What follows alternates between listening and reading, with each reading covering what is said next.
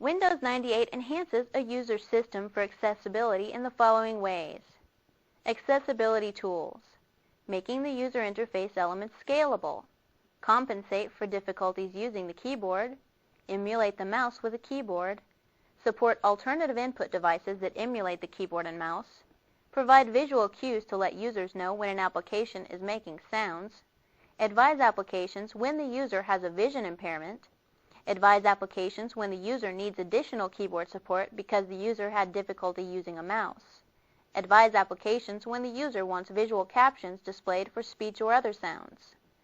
Optimize keyboard layouts for users who cannot use both hands to type. Include audible prompts during setup for users with vision impairments. Optimize color schemes for users with visual impairments. All these accessibility features described are adjusted through the Accessibility Options icon in the control panel. Windows 98 is now more robust in running MS-DOS-based, Win16-based, and Win32-based applications. And if that isn't enough, Windows 98 can convert a hard drive from FAT16 to FAT32 format, and we can run some advanced diagnostic utilities for better diagnosis. Then while we are supposed to be doing other things, we can watch our favorite television programs on multiple monitors.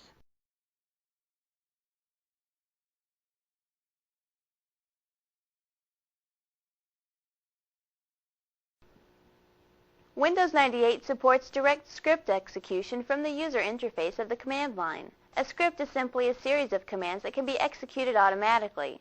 This support is provided via the Windows Scripting Host, or WSH.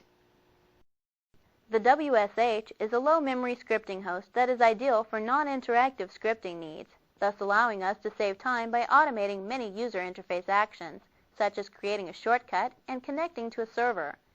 The WSH is extremely flexible, with built-in support for Microsoft Visual Basic scripts, JavaScripts, and a language-independent architecture that will allow other software companies to build Microsoft ActiveX scripting engines for language such as Perl, TCL, REXX, and Python.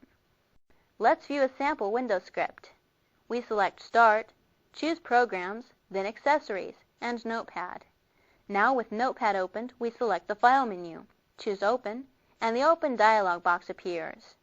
We click the drop-down arrow for Look-In, select Drive C, then double-click the Viagrafix folder. Now we change the files of type to All Files, then double-click Shortcut. This is a Visual Basic script that will create a shortcut to the Notepad and place it on our desktop. Let's close the Notepad, and to run the script, we select Start, choose Run.